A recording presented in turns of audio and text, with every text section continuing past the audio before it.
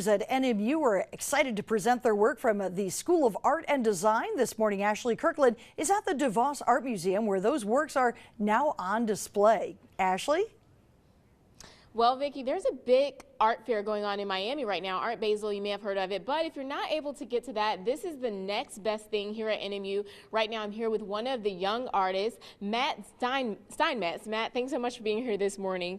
No now, you are a senior. What's your background in art? My background is industrial design, which is rather more of a product-based design rather than something more of graphics or painting, sculpture, stuff like that, photography.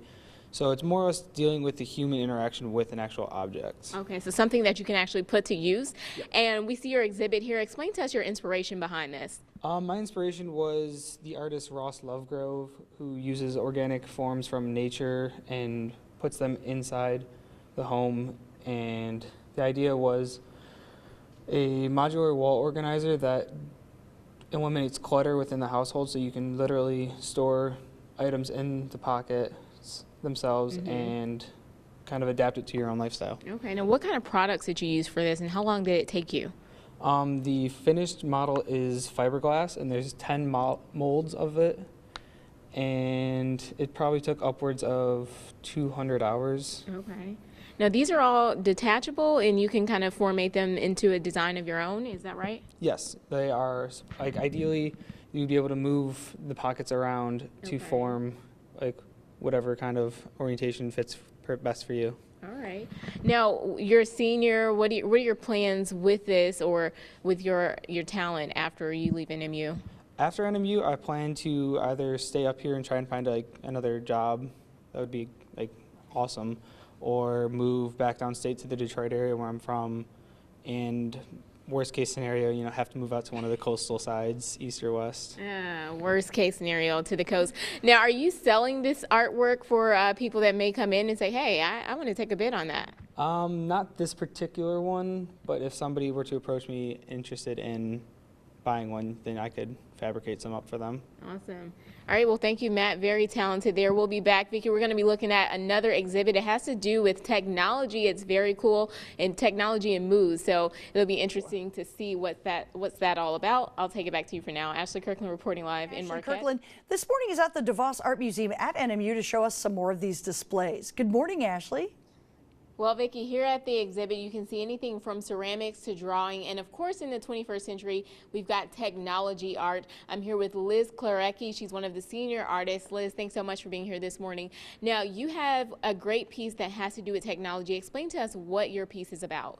Yes, this is an interactive data visualization piece that takes images of the people that are viewing it and translates them into data, into this live updating visualization.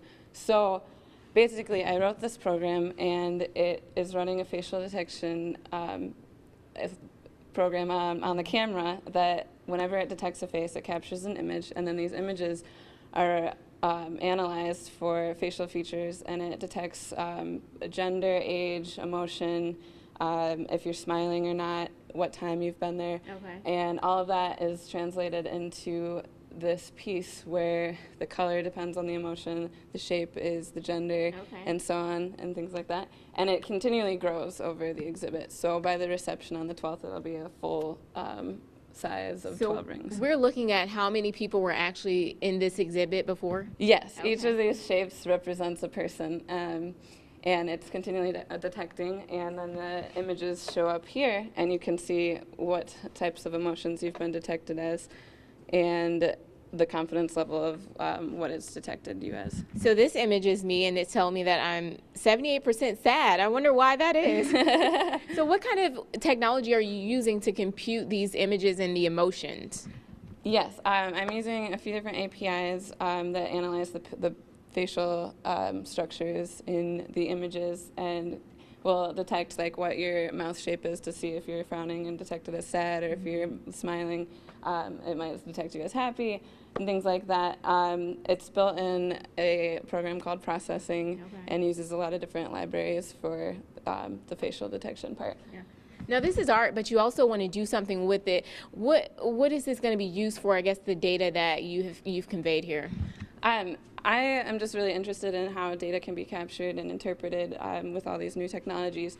So for me, I like to be able to see exactly how many people have looked at my piece, generally how they're feeling in this exhibit. Right now, there's been 413 faces, and the top emotion is detected as happy.